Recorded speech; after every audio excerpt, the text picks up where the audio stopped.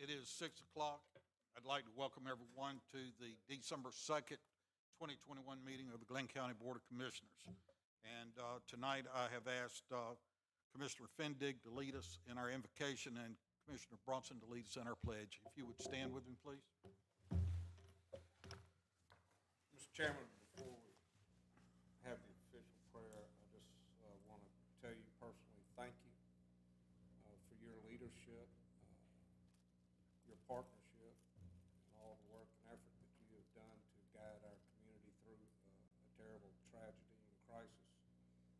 You spent a lot of time. People don't know how much time that you invested in that effort. I want to thank the other commissioners that did. I want to thank all of our public safety people that were there and present, both local, state, city officials, county.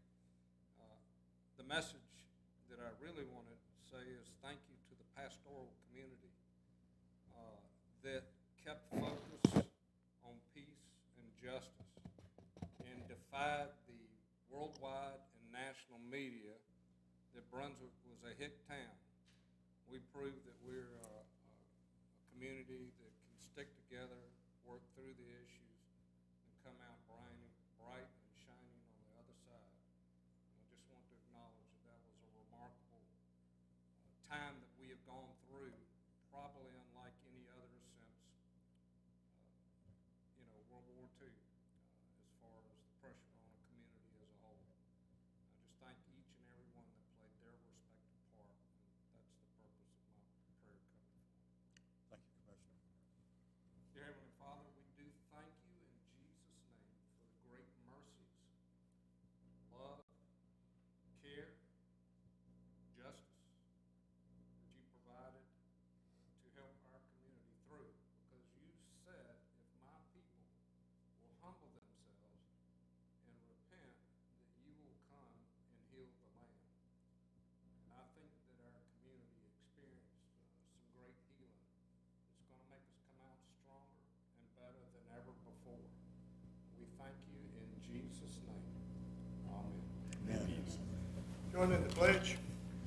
I pledge allegiance to the flag of the United States of America and to the republic for which it stands, one nation, under God, indivisible, with liberty and justice for all. Thank you. You may be seated.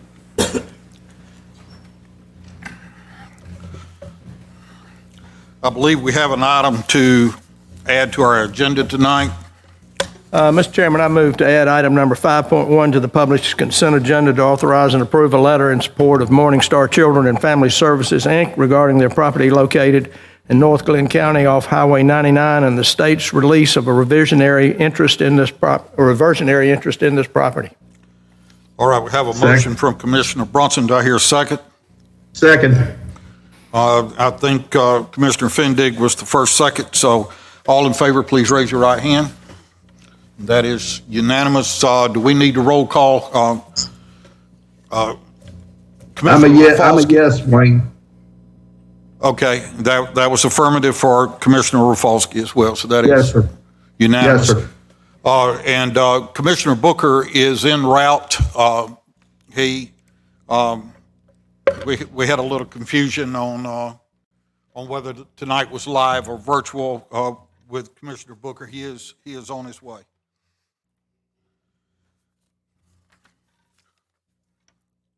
Tonight in our public comment period, we have Mr. Phil Allen. If you would come forward, state your name for the record, please, sir.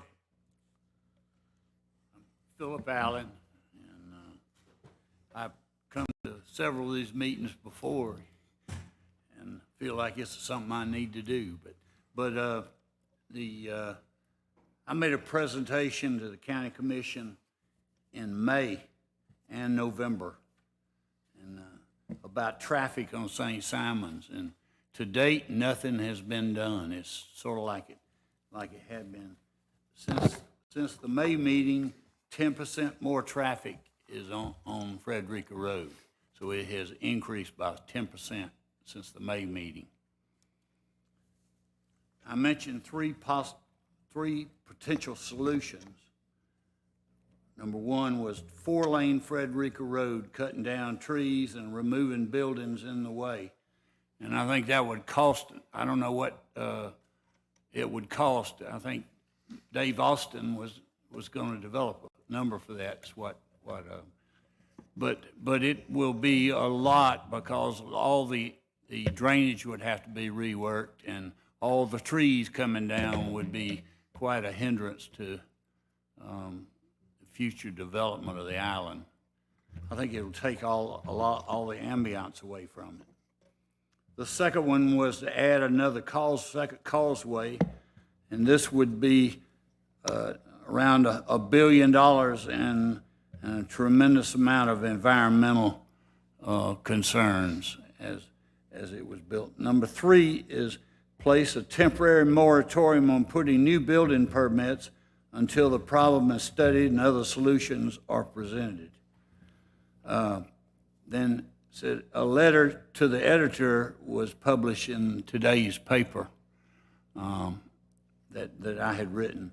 I got some accident data from Cherry Bachelor, is that her name? Am I saying that right? Anyway, she's the administrator at Glynn County Police.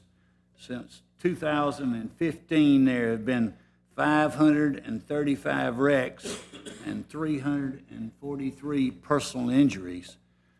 Ms. Bachelor says injuries are not often reported at the time of the accident, so with more time, she can give us better numbers. I think that the solution temporarily is a 3-month moratorium needed to, and what the reasons are to receive additional information on zoning from the company hired by the county to study zoning requirements, study the problem and come up with additional solutions. I think at a minimum, a lower density new development should be established. I had 2 people lined up to come with me, Doyle Watson and Adam Wainwright, and both of which were out of town and couldn't make it tonight. But they have voiced their agreement with me about the problem. If desired, we will circulate a petition and get signatures on St. Simon's residents who agree with this moratorium and future development, so we can get a lot more support. It's really it's some effort to it, but if that's what we need, I think we can do that. Any other discussion about it? No, sir, not tonight. Mr. Chairman, I do want to say one thing. I had spoken to Dave Austin about general principles of if you 4-lane, what might be a cost, but he's not been tasked by anybody to look at the cost, so I don't want anyone to think he's out there looking, but I did have a discussion with him, just what are the ballparks? And he kind of said, I have no clue, but it would be a lot. So just wanted to make sure that I was clear. I don't want to put Dave Austin under the bus, and I'd spoken to Mr. Allen about it briefly, so just wanted to clarify that.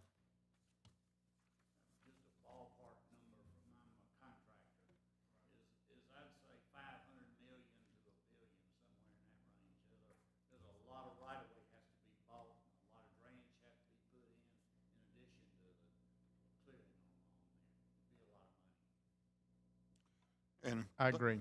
thank you for coming forward tonight, Mr. Allen. Under our presentations and announcements tonight, I do have one announcement to read. This is an announcement that as part of its initiative called Light of the World with Love, the Church of Jesus Christ of Latter-day Saints in Brunswick is starting off the holiday season by asking everyone to fast 1 or 2 meals on Sunday, December 5th, 2021, and donate the money saved to help those in need. In support of the Light of the World with Love, I encourage all residents in the city of Brunswick and Glynn County to support this holiday event and donate the money saved from fasting to help someone in need or to a church or other charitable organization that helps those in need. And we have Mr. Russell with us tonight. from the Church of Jesus Christ of Latter-day Saints. We thank you for bringing that forward to us, sir. And we do encourage those to remember that this is a season of giving and to help others in light of that.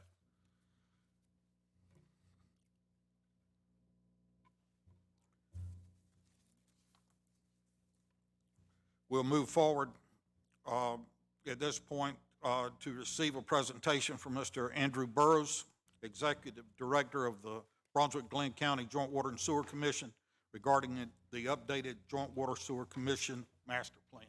Mr. Burrows, welcome. Does this mouse work? Okay. All right. Well, good evening, Commissioners. Thank you all for having me. I am here to present the results of the updated Joint Water and Sewer Master Plan. I know that as county commissioners, you have to make decisions about community development projects, and to do that, you need to have confidence that our water and sewer systems are being operated correctly. With that in mind, I'd like to briefly review the last master plan update that was begun in 2015 and was completed in 2016. You may remember that that master plan created quite the firestorm in our community. At times, we had to stop issuing sewer connections and because of capacity issues, and we had 2 significant rate increases in back-to-back years of double-digit percentages. Those issues affected not only community development, but every water and sewer customer in Glynn County. The plan that was put forth used the best available information at the time.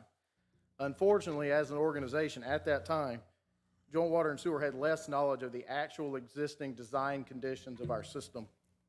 And we provided the best information we had to the consultant at that time, and the consultant made the best recommendations they could from that information. Secondly, the plan had what I'll call some aggressive population projections in it. The population data that was provided, again, was the best available at the time, was pre-recession population data from Glynn County, which is my understanding, I was not here at that time, was a period of record growth for our county. And so the plan projected an annual growth rate of 4.3% for 20 years. Because of that, with the 2 factors combined, our consultant correctly projected that we had huge needs to the tune of $314 million over 20 years. In today's dollars, that's about 11% higher, so that's about $350 million today. So our goal is to update our master plan every 5 years. So we kicked that off in 2020, finished it this year, hired a consultant to come in and update our water and sewer population and flow projections. We provide updated major asset condition assessments and produce both a rehab and an expansion capital improvement plan. First, we had to get the population and flow projections correct. That's the basis for almost every project we have in the master plan. One key strength we had going into this one is the city and the county had recently updated their comprehensive plans. Those plans included updated population projections and updated land use maps. That allowed Joint Water and Sewer to be aligned with the city and the county on how they saw the future for our area. Our goal at Joint Water and Sewer is to be available for what is needed and to support the city and the county in their ideas. To do that, we all have to be singing from the same sheet of music, and this allowed that to occur. So using the data from these studies, our consultant created individual water and sewer specific population projections. And unfortunately, we can't just take the projections directly out of the county plan or the city plan, because not everybody in the city and the county is on public water or sewer, and some of them aren't on either of that. So we had to use individual plans for our own customers.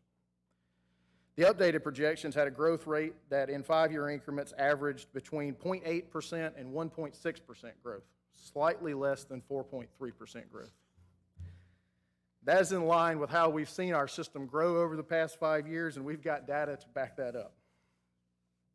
We also generated sewer basin and water system specific growth rates and population projections because we know that some areas of our county are experiencing more growth than others. We know there's more home building going along Highway 99 than there is Highway 341 right now. So we didn't want to project the same growth rate in every district that we have. From that, we also created what are average per capita usage rates. For water is 114 gallons per capita day, which is an engineering term if there ever was one. And for sewer, it was 177 gallons per capita day. Now, the obvious question is, how do you make more sewer than you use water? And the answer is you can't. That gap is inflow and infiltration that is getting into our sewer system. That's rainwater or storm or groundwater that gets into the system that's not supposed to get in there. So when we projected forward the flow rates for expansion, we used only water and not the sewer rate because we don't want to project continued I&I in the system. We have a rehab plan that's supposed to address that, so why to continue to project that same number forward? So now I'll quickly show you 6 charts. These are water and sewer capacities for our mainland district here. You see that top line is the capacity and the bottom line is the projected flow for the next 20 years. You'll see both water and sewer on the mainland and the Academy Creek plant. We have plenty of capacity. Here it is on St. Simons. The left, the blue is water, and we have plenty of capacity. On the right, you'll notice that we have sewer capacity for the next 20 years as well. It gets a little close towards the end of that 20-year period, but I want to point out that this includes all of the existing I&I in the system. It does not project any of that being removed because we want it to be particularly conservative. So as we rehab those systems, that number should decrease. And then on the South Mainland, an abundance of available capacity on the South Mainland for new growth in our community. So what does that tell us? We've got capacity throughout our entire community for the next 20 years, barring a significant change in usage, which may come from, say, a new industrial customer coming into town. However, if we landed a large industrial facility, we got time to make those necessary improvements because we actually have the knowledge of our system now to know what needs to be done. So next, our consultants did a major asset condition assessment of our above-ground assets. Obviously, they did not go under the ground and inspect the pipes in the ground. We do that with cameras, so we already have that information. These are our wastewater plants, our water production facilities, elevated storage tanks, and our pump stations. Common areas we found through this condition assessment were that we had corrosion issues on sewer pump stations, which makes a lot of sense. And many of our electrical assets in both water and sewer are reaching the end of their useful life. And we've already spoken about that we got some sewer basins that we need to dry up some I&I in. And so they identified 22 basins that are either critical or high levels of I&I. Now, 22 sounds like a lot of sewer basins, but we have over 160 basins out there. So considering that, 22 is not too bad, and that gives us a plan of attack. Our consultant did note significant improvement in the apparent maintenance activities our staff has been performing since the last update. Our crews work hard, and we don't always see our own progress, but our consultants were very impressed with the improvements that were made. So from these projections and condition assessments, we generated both a rehab and expansion capital plan. For the rehab plan, we used an asset management methodology. If you're unfamiliar with this approach, it's essentially make sure you're spending the money where it's having the biggest impact. Our consultants provided what's known as a probability of failure score on a 1 to 5 scale. That's essentially a condition score of what we think the likelihood of it failing is. So that doesn't mean if something is a 5 that it's going to fail tomorrow, but obviously something that's been in the ground for 60 years is much more likely to fail than something that was put in last week. So we use those, and then our internal asset management staff has provided what's known as consequence of failure scores. Consequence of failure is how bad is it if it does fail.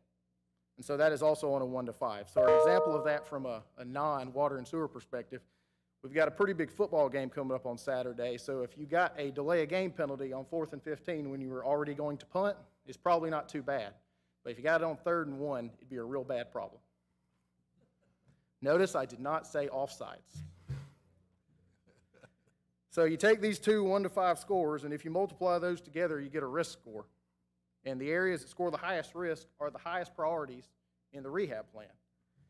So using these scores, we can have an unbiased comparison between our different asset types, whether it's water pipes, sewer pipes, wastewater plants, elevated storage tanks, what have you, and also areas, whether it's North Mainland, City of Brunswick, St. Simons, or South Mainland. We have an unbiased approach, and it allows us to use our resources where they can be most impactful. The expansion plan used those specific area and basin growth projections to determine when and where we might need to expand our capacities. We also simulated growth patterns to determine if the growth would cause water pressure issues in any existing neighborhoods through a hydraulic model. Then we looked at where it might make sense to extend our lines into existing neighborhoods that don't have public water and sewer for those customers to potentially choose whether they want to stay on their private well and septic or get on the public system. For example, we've recently reached a contract for the ARCO area. So we're prioritizing those areas based off of infill, or those areas that are closest to the existing water and sewer systems. So those are the types of projects that are included in that plan. So what's that all mean? Remember that 2015 plan showed $314 million over 20 years? The new plan says $189.6 million over 20 years. Now, $189 million is a lot of money, but over 20 years, that's $9.5 million a year. Our current budget for capital projects is about $7 million a year, so we're pretty close at this point to being able to keep up with it. We did just issue some bonds to keep making progress on the plan, but we were able to wrap that debt service around our existing debt service so that our payments did not have to increase. So I think it's safe to assume that moving forward, unless we have a significant change in regulatory expectations, this is a plan that we can accomplish without having to make tremendous rate increases.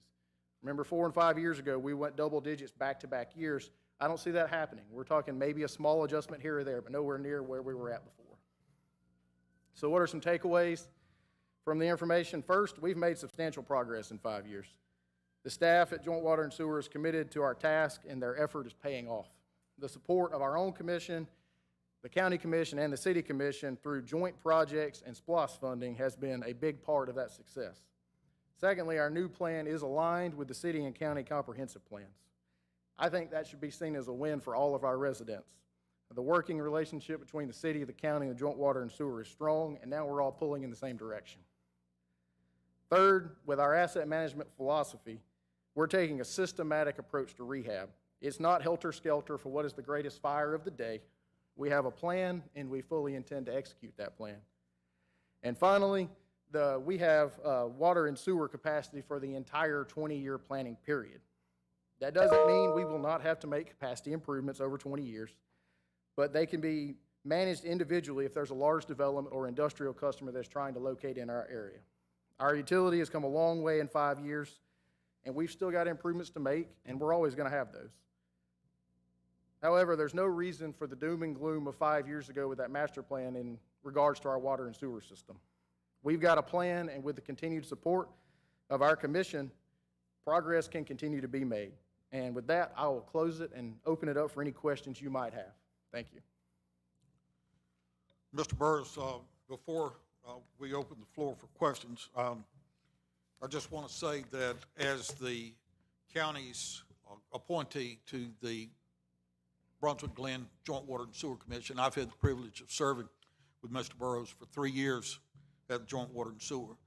I can't begin to tell you how well-run that organization is, the fabulous job that Mr. Burrows is doing there, the leadership that he brings, the respect that he has from his co-workers, and the benefit that's coming to the Glynn County residents. So I want to say a personal thank you for that and for the privilege of working with you.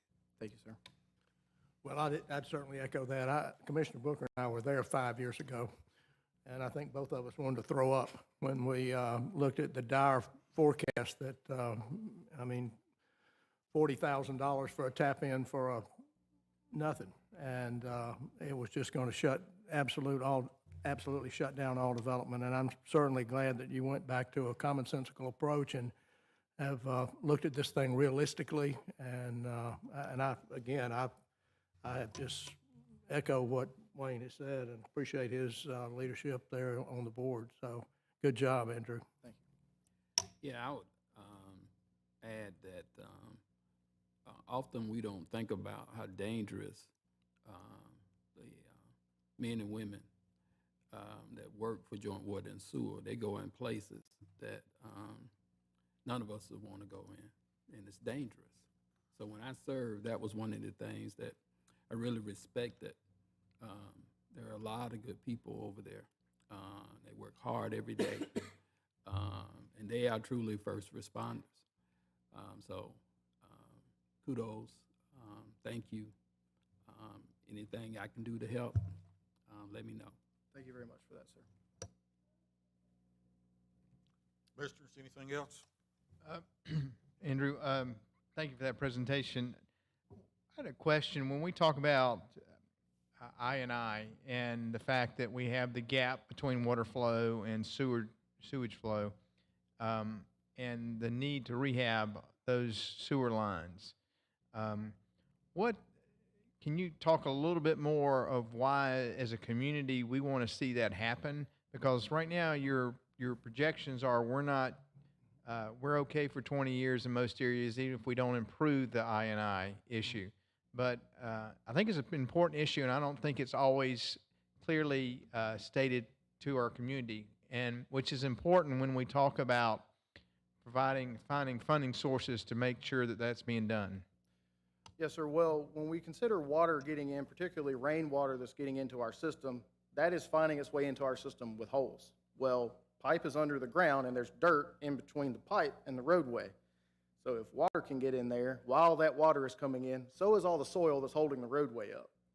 So having the leaking sewer systems and storm sewer systems is actually what causes sinkholes to occur and the road to fall in places. So fixing that pipe so that dirt can't fall in there, which helps us keep water out as well, actually improves roadways as well, because we don't end up with dips in the roadway.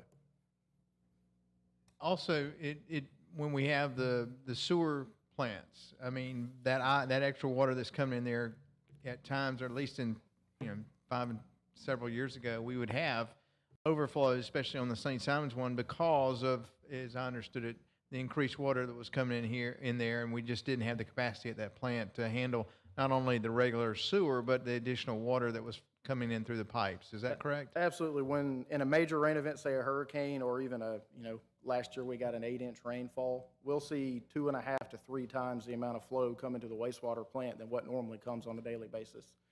So say at Academy Creek, we average 7 million gallons a day. On those days, there may be 30 million gallons of water coming at us. Well, those pumps have a capacity for what they can do, and you can't just generate more of it all of a sudden. If it happens to be getting there, it's either going to go through the pumps or it's going to come out somewhere else. Now, we've been fortunate not to have many come out somewhere else recently, but keeping that out prevents that from happening. And finally, I mean, as a community, we have supported water and sewer with SPLOST when it was passed in 2016. This past year, we had put $15 million aside for it. Unfortunately, it didn't pass. But I think from a community standpoint and from an environmental standpoint, what you guys are doing in regards to I&I and rehab and sewer plants, I mean, it makes a big deal to the environment and to our community. So I hope people will keep that in mind as we continue to go forward. And if there is another SPLOST offered in the future, that people really focus on that component, the amount of money that would go to water and sewer. Thank you, sir. Andrew, good to see you again. Good to see you, sir. I hadn't bothered you since our first set of meetings. You've never bothered me. A couple things, just even for tonight, because people don't always understand, we approved a thing out there at Morningstar in that exit. Will you just explain a little bit about what is going on? Because there's nothing related here that they'll be calling to say, what was that y'all passed? Sure. We're working with Morningstar now to potentially acquire a portion of their property for some development opportunities for water and sewer out there to support some of the things that have been talked about at Exit 42. We're looking at potentially a new wastewater facility out there to prevent having to pump it from Exit 42 to downtown Brunswick, and also a new elevated water storage facility in that area. So that will allow, adequate capacity in those areas as well as the system grows that way. Yeah, thank you. That helps to have a clear explanation of what we're passing. The other thing is, appreciate the opportunity, because, nobody ever believes commissioners. The continuous complaints about odor at Frederica Road and Sea Island intersection, a lot of verbiage blames broken in there, and also blames Sea Island inflow. Will you explain exactly what's happening so everybody understands, and what our future plans will be for that? Absolutely. So we have 2 major lines that come into that intersection. The entirety of the flow from the south end of St. Simons comes to that intersection, and that lands on the Harris-Teeter side of that intersection. And then, of course, the Sea Island line comes from the Sea Island side. Both of those lines come in about 3 feet below the surface and drop about 12 feet into the bottom of a manhole. So you can imagine it comes in here and it falls 12 feet. Well, if you can, and not the greatest example, but if you pour a Coca-Cola into a glass, bubbles come out of that Coca-Cola and you get foam on the top of it. Now, we don't get foam, but all those sewer gases get stripped out when it sits there and gets churned up and interacts with that oxygen. So the way to fix that is to bring the lines in at the bottom so it doesn't strip when it falls down the line. So obviously digging around that intersection is not in a great deal of interest right now for people, but if improvements are made at the intersection, we've got plans in place to take care of that so that it comes in the bottom, shoots through the bottom of the manhole, and it doesn't have to fall 12 feet anymore. And that manhole is located in that, adjacent to that intersection? There's two manholes. One is in the acceleration lane when you turn right on Sea Island Road coming from the north on Frederica, and the other one is at the Sea Island side right there by the bank. So, Thank you. Then one other question, just for public information. You had informed me of a project, a water line that needs to be replaced or was planning to be replaced, I believe, down East Beach, down towards the village. Can you just yes, sir. comment to that project? That will likely be included in next year's capital plan. We were trying to let all the transportation projects that were going on in that area get out of the way before we started going along the edge of the road there. But there is an older cast iron line that serves the village all the way to East Beach, and so we'd like to replace that with a new PVC line, increase the flow rates through there, better water pressure for everybody in the area. So you think that'll be a next year project? Ideally, yes, sir. Currently, now that requires board approval, Commissioner Neal, but that'll be brought to y'all first quarter of next year for approval. Okay. And the estimated time of that project underway? Underway, let's say, you're probably looking at, let's say, 4 months engineering, and so maybe right after Georgia Florida weekend, next fall. Okay. I Thank obviously you. don't want to dig in there in the middle of July. Right. Okay, thank you very much for some clarification on. Any more questions for Stump the Executive Yeah, Director tonight? You did really well, Andrew. Andrew,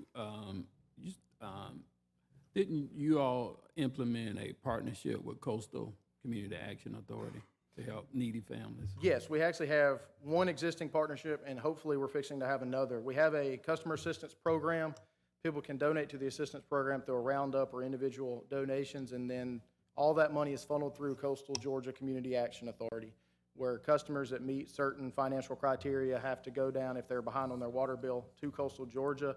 They go in through their case management philosophy program they have there, and then they're credited with up to $300 towards their bill. And then through the ARPA funding, they created a low-income household water assistance program.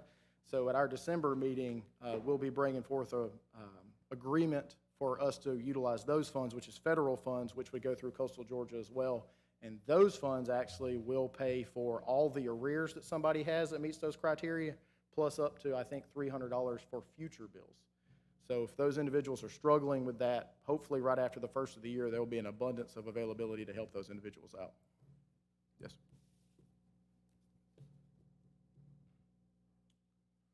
Any other questions tonight?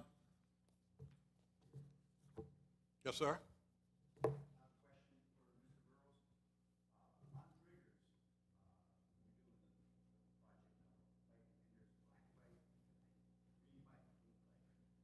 Yes, sir. Absolutely. So we have three types of pipe. The black pipe is HDPE pipe, and you'll notice there's actually a green stripe on that pipe. So if you pay attention, there's a green stripe there. The reason there's stripes is because sewer pipe is green and water pipe is blue, because when you start digging around, you want to make sure you know what you're getting into. So the black pipe is high-density polyethylene sewer force main pipe, which is horizontal directionally drilled. So you'll see them out there fusing, and they'll put that in the ground trenchlessly. Yes. And so the blue pipe is open cut water pipe. So they'll bell and spigot put that together, and then the green pipe is open cut sewer pipe.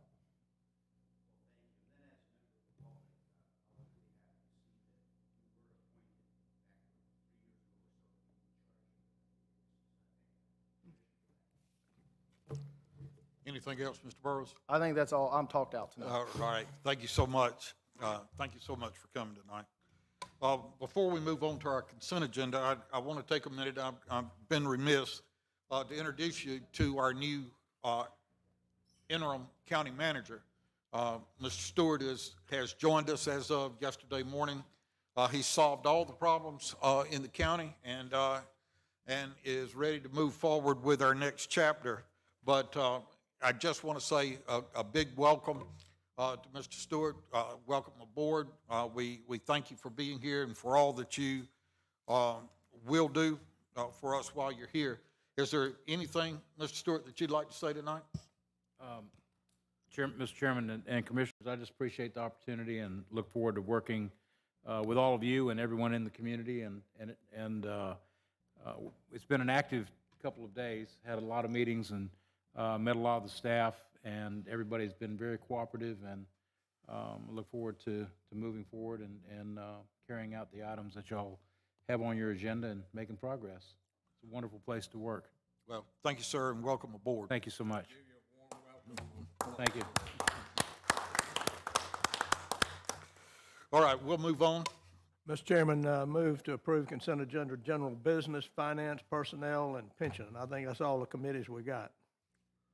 Have a motion by Commissioner Brunson. Do I hear a second? With the exception of any item a commissioner wishes to pull for discussion. Out. I have a motion by Commissioner Brunson, a second by Commissioner Booker. Any items to pull? Any discussion? All in favor, please raise your right hand. And Commissioner Rafalski? Yes. All right, that is unanimous. Thank you. That moves us through a lot of our agenda tonight, which brings us to our public hearing on redistricting. Tonight, we'll consider adopting a resolution approaching a redistricting plan for the Glynn County Board of Commissioners and requesting that its local legislative delegation introduce a redistricting plan as local legislation for passage by the General Assembly and signature by the governor. That's a mouthful, folks. All right, we have Mr. Channel with us tonight. Mr. Channel, you want to come forward and lead this discussion for us? Or Mr. Mumford, do you want to? Certainly, Mr. Chairman, I'll kick it off, and I think Mr. Channel is here to answer any technical questions y'all might have as to the maps that you have before you. But generally speaking, the rule, and this pertains to the county commission districts and the districts for the school board, and the rule that we must adhere to for those districts is we need to get as close as possible to the one person, one vote concept, which just means that everyone's vote is treated equally when they go to the polls and vote for in this case, county commissioners and the school board officials. So what that means is every 10 years, when the decennial census comes out, we have to go through the process and exercise of making sure that those districts are still consistent with the one person, one vote concept. We have done that, and as y'all know, we have, I think, had maybe 3, maybe 4 meetings where Mr. Channel has presented different options to y'all. He's gotten feedback from you. They've also sought feedback from the general public. This is a public hearing tonight, so if there's anyone here to speak on that, we can get that as well. But as part of that process, once he received feedback from the Board of Commissioners, he goes to the state reapportionment office and to make sure that the map meets technical standards. He has done that. They have given their blessing on it. And the next step would be for the board, if you're ready to, would be for the board to approve the plan. That is not the final step, but if you do approve it, we will provide the resolution to our local delegation. It references a plan name, which is a plan name that the state has given to the plan, but a depiction of that is before you, not only in paper, but is also uploaded as links on the agenda.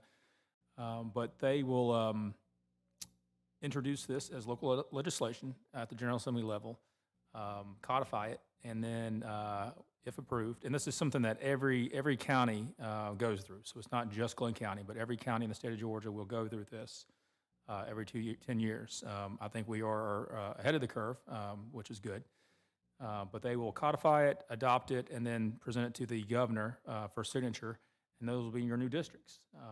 So if the board is inclined after the public hearing to move forward, and it makes is to your satisfaction, then we would recommend that the board proceed to approve or adopt the resolution. Again, that's assuming that these are, in fact, the district lines that you do want to propose and suggest to your delegation that they introduce. Okay, thank you, Mr. Mumford. Mr. Channel, on the district map, the one that we're choosing tonight to enter a resolution on, is there any way in clarifying those lines that we could do a stronger underlayment of the map of Glynn County so that you could see more clearly, more detail in each district? If you go to the Glynn County main website page, and he can bring that up, GIS has put this map on there for you guys. And if you scroll in, you just go ahead and scroll on anywhere in the map. Keep scrolling in, you can get to street level. And now go over to where there's streets. Over the left. You can get down to the street. This is kind of the way we were looking at it in our system when we used the software. So we could get down to the street level, and anybody at this point can go on there. They can zoom down to where they live and see what district they're in. Okay. And unfortunately, the maps that we were able to produce from our office, you can't zoom in and get any clarity on those. Okay. That is good clarification on being unable to clarify them anymore. I'm sorry. Commissioners, any questions on this? You know, while reviewing the proposed maps, I've noticed some of the lines could possibly be confused to the voters because, you know, they're not a clear path through Right. some of the, some cut through subdivisions, some cut through streets. And I think that could be confusing to some of the voters when it comes time to vote, depending on what they are, where they should be voting and what precincts that they're in. I noticed that in Bell Point, for instance, it cuts right through that neighborhood, which I think it could be confusing. In some areas, they cut right through some streets. So I would like to ask possibly we could table this. This is not time sensitive at this particular point, to where we could maybe clear up some of those smaller little items. The general map, as you see, looks really good, and the numbers are great. I think you did a wonderful job with that. But there are a few little confusing items that I think could be cleared up without changing the numbers, and I'm just asking if we could ask the commission if we would consider tabling this until maybe the next meeting, and we could have an opportunity to clear up just some of those smaller items. The first thing we'd have to do is we have to get the software renewed because the software actually expired 2 days ago. So we don't have access to be able to go in and manipulate the census blocks now. And the one thing, every one of those, you can't really see them on there, but there's 1,000 or more census blocks in Glynn County. And you have to include in a full census block. You can't split a census block. So all these lines that you see are based on census block shapes. And, you know, if Bell Point, I think, is one you mentioned, it's just that block is separated by a census block. And we can't go in and separate that differently. And to go and start pulling larger blocks can really change the numbers pretty quickly. And we know that there's some errors in some of the census blocks, but we can't change those because there's a census block over just to the east of the hospital that has a nursing home, I think, and has like 1,200 residents in that census block, and we know there's not that many. But we can't make that adjustment on our side. So, you know, if you want us, we can go back and we can get a hold of GIS and have them renew that software. It's going to be thousands of dollars. I just know that I can see this coming up when we get close to elections, and we're going to have a lot of confusion with the voters. And I'm trying to clear that part of it up. If any voters' polling location changes, they will receive a card in the mail. If their commission district changes, they will receive a card in the mail. And initially, we had planned to go ahead and make changes to all our precincts this year and just implement those with the changes that we're doing now. But we now have another House district to contend with. So we decided that we're going to push off any major changes to precincts for a full year. So everybody, no matter what, for next year, will vote at their same precinct. And the only thing they'll know is when they come in, they'll give them the license, we'll scan it, the poll pad will tell them where, will encode the card with their correct ballot. And so they'll just go up and vote at the same machine. And you may have a District 4 and a District 3 voters in the same polling precinct voting their own ballot. So it's, for the first year, there shouldn't be any confusion as to where you vote, because there will only be, you'll be voting the same place. The only thing that we have thought about possibly doing this year is implementing the changes on St. Simon's Island that we know we're probably going to make. Currently, we have 4 precincts, and we've got it worked to where we can possibly drop that down to 3. And we've got 3 really outstanding polling locations, Christian Renewal Church, St. William Church, and First Baptist Church. And those 3 have huge rooms that can accommodate the equipment. They have huge parking lots that can accommodate the voters. They're easily accessible. So we may, that would probably be the only change that we would have. And then anybody that'd be affected would be sent a card saying this is a new polling location. But we'll leave it up to you guys. If you want to table it, we'll get a whole GIS and get that software and rework it. When does it have to go to the delegation to go to the General Assembly for approval? They start meeting in January?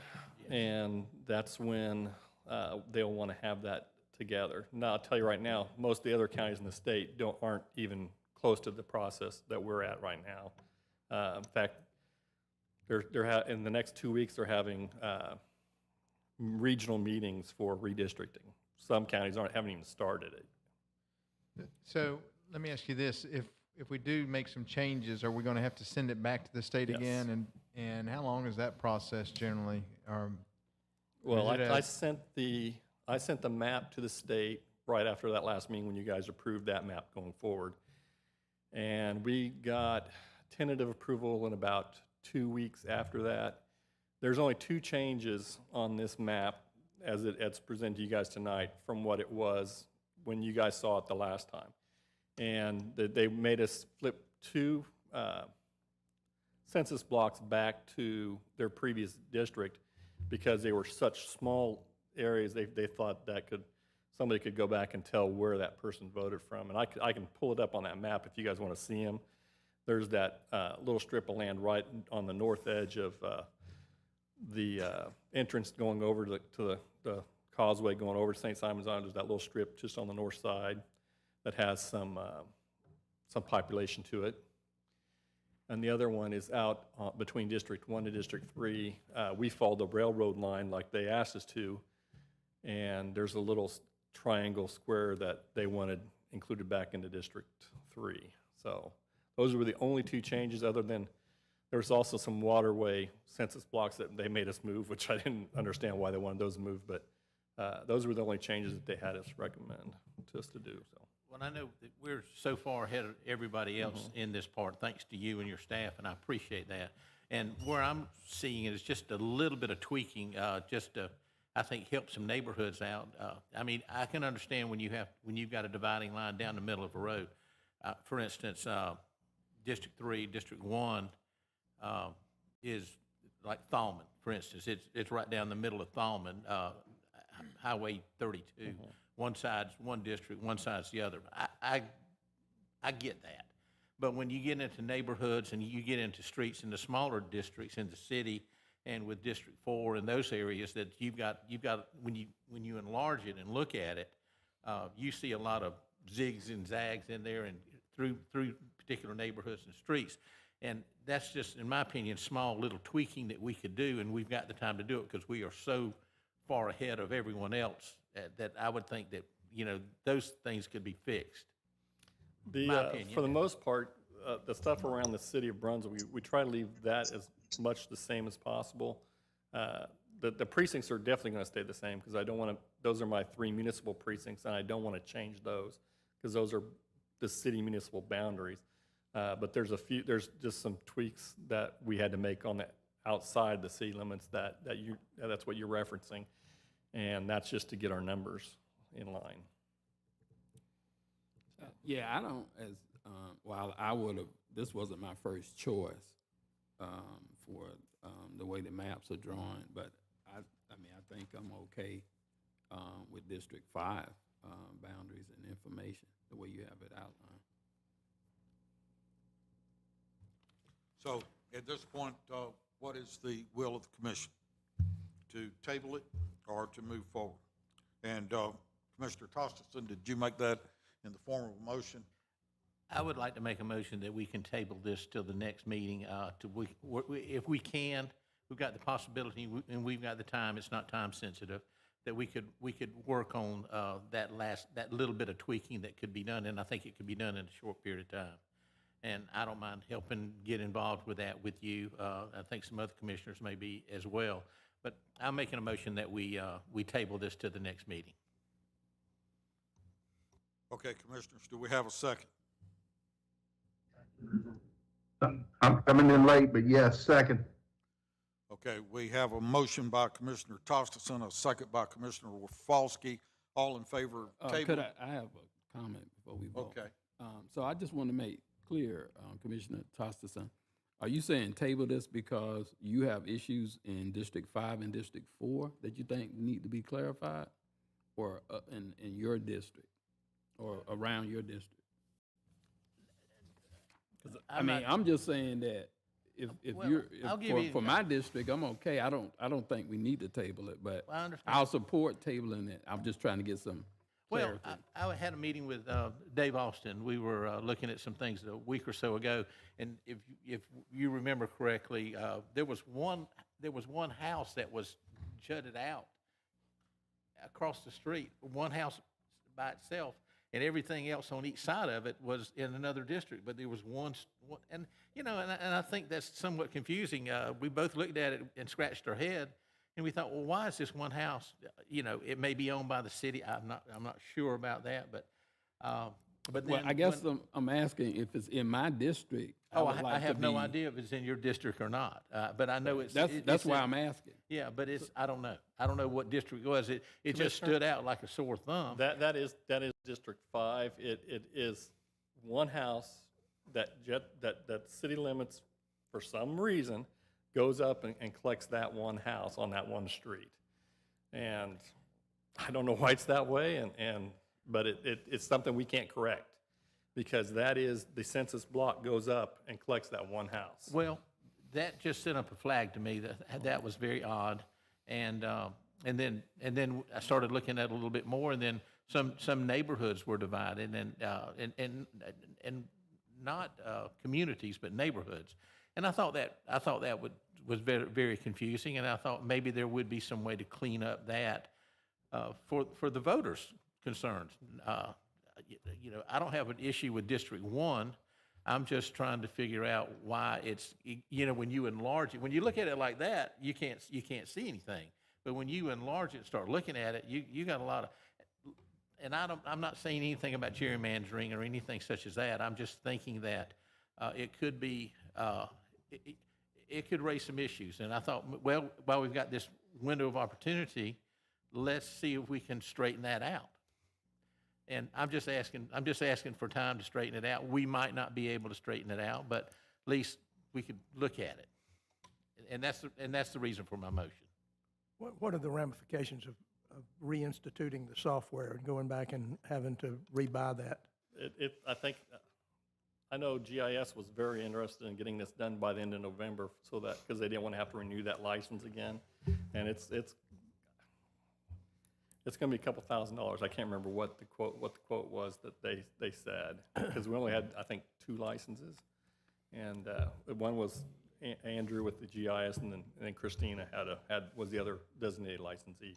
Yeah, I understand what you're saying about the city limit lines. I mean, if anybody could figure those out, they're Houdini. I spent half my life campaigning in the wrong district. And Commissioner Thompson, I understand what you're saying, but I just don't think that I think the due diligence has been done, and we ought to move on with it. And if we've got a house here or there, then, you know, one side of Parkwoods in one district, the other side's in the other district. And Commissioner Booker and I can't figure out whose district we Yeah, I got mean, down there by the. but- it's not squared off. But I it- mean, and but we it didn't is what make it those is. lines. And I guess I'm saying as District 5 Commissioner, I'm okay with this. I'm okay with 4. And I don't think we need to. And I think those are probably the two most convoluted districts, District 4 and 5. Right. Well, But, those are the two districts that I think that, where you see that problem. But if y'all don't have a problem with it, I withdraw my I motion. mean, I don't think- we will definitely make sure that the voters are aware of what district they are and where they vote at, especially when we move forward in 2023 and start looking at redoing actual precincts. Because right now, we're looking at the Ballard precinct, the way it was carved up, and they moved the district line for House District 179 up to include, I think, Southeast Baptist Precinct, which now pulls a 4th combo ballot into the Ballard precinct. So whoever my poll manager is at Ballard for early voting is going to have to be very careful when they start assigning a ballot. And that's something we can't clean up. Redistricting is not going to clean that up. It's something we'll clean up when we look at precincts in 2023.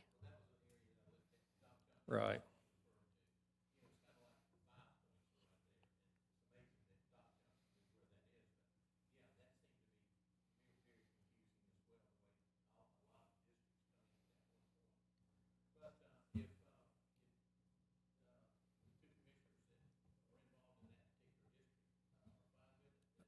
Yeah, like I said, I would have, and I hear you, Commissioner Tostes, that's why I went and sat down with the staff and talked through these different options before we even had our meetings.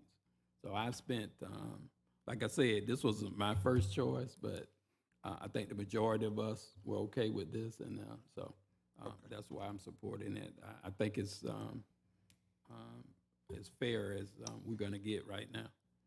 All right, well, Commissioner Tosterson has withdrawn his motion, so we can, at this point, entertain a different motion. And you guys have a public hearing too, I think. I think it's a public Yes, hearing. I'm sorry, you're absolutely correct. So, this being a public hearing, we will open it to the public for comment. Anyone here to speak to the redistricting, or just didn't have anything better to do tonight, so. All right, this is not open online, correct? And so, if there are no comments, then we'll close the public hearing and entertain a motion. Mr. Chairman, I move that we approve the redistricting map as presented, to be presented to the state delegation. Commissioners, quick clarification, that we're adopting the resolution which suggests and approves that map. So the motion is to adopt the resolution. I stand corrected. Would further clarification be the Glynn CCSB? Is that what this thing's called? I'm just looking at the resolution. So Commissioners, it's Glynn CCSB-draft-2021. That's the label given to it by the state. But by adopting this resolution, you are approving and recommending that the state adopt it formally as local legislation. So my recommendation is to adopt the resolution as presented. All right. So Commissioner O'Quinn, your motion is to adopt the resolution as presented. That is correct. That is what I was trying to. I intended thought to that's say. what I heard you say, sir. Do we have a second? Second. All right, so we got a motion by Commissioner O'Quinn, a second by Commissioner Brunson. All in favor, please raise your right hand. And Commissioner Rafalski? Yes. Okay, so that is unanimous. Thank you. And at this time, we'll move on to general business. Thank you, Mr. Channel, for coming in and spending time with us this evening. Chris, was it coincidental that your wife and kids got up and left when you stood up?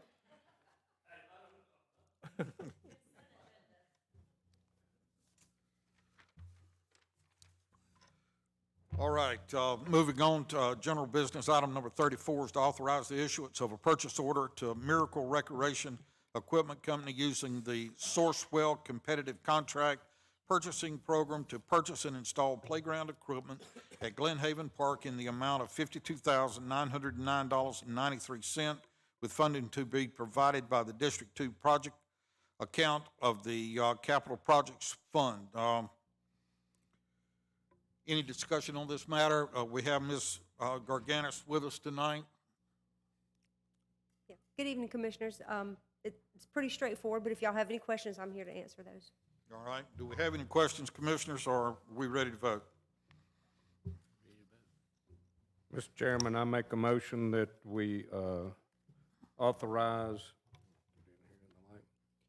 the issuance of a purchase order to Miracle Recreational Equipment Company using the Southward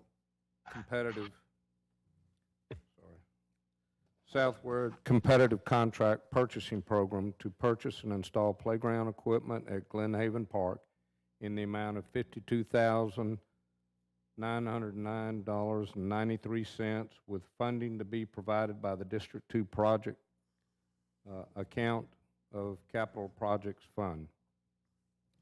Second. Have a motion by Commissioner Fendig, a second by Commissioner O'Quinn. Any other discussion? All in favor, please raise your right hand. And Commissioner Rafalski? Yes. All right, so that is unanimous. Item number 35 is authorize the issuance of a purchase order to Miracle Recreation Equipment Company using the Sourcewell Competitive Contract Purchase Program to replace the climber and merry-go-round with new playground equipment and to install a 16-foot by 24-foot picnic pavilion at Brunswick Villas, Madge Merritt Park in the amount of $80,291.13, and to allocate up to $19,708.87 to develop ADA parking and access to the pavilion and to create a reflection area in memory of Ahmaud Arbery for the project total of $100,000, with all funding to be provided by the District 5 project account of the Capital Projects Fund. And again, Ms. Garganis is with us if we have any questions. And if not, do I hear a motion? Mr. Chairman, I move to authorize the issuance of a purchase order to Miracle Recreation Equipment Company using the Sourcewell Competitive Contract Purchasing Program to replace the climber merry-go-round with new play equipment and to install a 16 by 24 picnic pavilion at Brunswick Villas, Madge Merritt Park in the amount of $80,291.13 and allocate up to $19,708.87 to develop an ADA parking and access to the pavilion and to create a reflection area member of Ahmaud Arbery for a project total of $100,000, with all funding to be provided by District 5 project account of the Capital Projects Fund. Second. Have a motion by Commissioner Booker, a second by Commissioner O'Quinn to authorize this park and equipment. All in favor, please raise your right hand. And Commissioner Rafalski? Yes. Yes, so that is unanimous. Item number 36, award a contract for IFB number 22004, Blythe Island Regional Park Campground electrical upgrades to HDI Power and Controls LLC in the amount of $270,500, with funding to be provided by the Capital Projects Fund's District 1 capital allocation. And Ms. Garganis is still with us. Any questions for Ms. Garganis, or do we want to entertain a motion? I'm ready to entertain a motion. All right, sir. Mr. Chairman, I make a motion that we approve IFB 22004 Blythe Island Regional Park Campground electrical upgrades to HDI Power and Controls LLC in the amount of $270,500, with funding to be provided by the Capital Project Fund's District 1 capital allocations. Second. All right, we have a motion by Commissioner Tosterson, a second by Commissioner Brunson. Any other discussion? All in favor, please raise your right hand. And Commissioner Rafalski? Yes. So that is unanimous. Item number 37, award a contract to Seaboard Construction for the Old Jessup Canal Road intersection improvement in the amount of $158,129.70, with funding to be provided by the Capital Fund allocation for Commission District Number 4, and Mr. Austin is with us if we have any questions. I'm glad you have the drawing with you tonight. Yeah, I wish you had the motion with you tonight. Yeah. Have you got the motion with you? You don't? Okay. Just read it right off. All right. Well, I move to award a contract to Seaboard Construction for the Old Jessup Canal Road intersection improvement in the amount of $158,129.70, with funding to be provided by the Capital Fund allocation for the Commission District 4. Second. All right, so I have a motion by Commissioner Brunson, a second by Commissioner O'Quinn, closely followed by Commissioner Rafalski. Any discussion on the matter? Mr. Austin, I would like to ask if you could send me a copy of that drawing, please, somehow. I was not able to find that in my information. Any other discussion? All in favor, please raise your right hand. And Commissioner Rafalski? Yes. So that is unanimous. Thank you. Thank you, sir. And that does conclude our regular session. We do have executive session items to consider tonight in the matter of legal. So I need a motion to go into executive session. Mr. Chairman, I move we go into executive session for Pending litigation. pending litigation. Have a motion by Commissioner O'Quinn, a second by Commissioner Tosterson to go into executive session for legal matters. All in favor, please raise your right hand. Commissioner Rafalski? Yes. All right, that is unanimous. And before we leave, asked to have a photo op in front before we go into executive session. We do stand in recess. Thank you.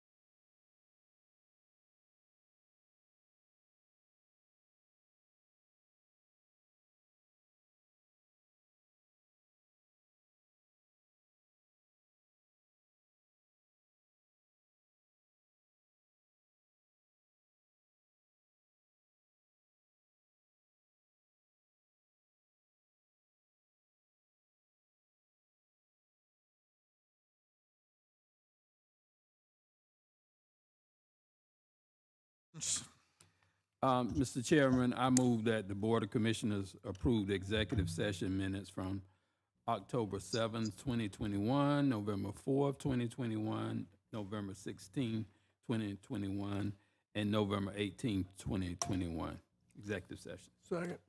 Have a motion by Commissioner Booker, a second by Commissioner Brunson to approve minutes of 4 executive sessions as stated. All in favor, please raise your right hand. And I can even see Commissioner Rafalski's right hand, so that is unanimous. Any other business come before us tonight? Mr. Chairman, I move that the Board of Commissioners approve the proposed settlement and settlement documents against certain defendants in Glynn County's pending lawsuit, case number 1-18-OP46115, filed against various entities involved in opioid manufacturing and distribution, and authorize the chairman to execute the necessary settlement documents. Have a motion by Commissioner Booker, second by Commissioner O'Quinn to accept the settlement of the opioid case. All in favor, please raise your right hand. That again is unanimous. Any other business to come before the commission? Motion to adjourn. Mr. Chairman, I move we adjourn this meeting. Have a motion by Commissioner O'Quinn, a second by Commissioner Tostison to adjourn. All in favor, please raise your right hand. That is unanimous. We stand adjourned. Thank you.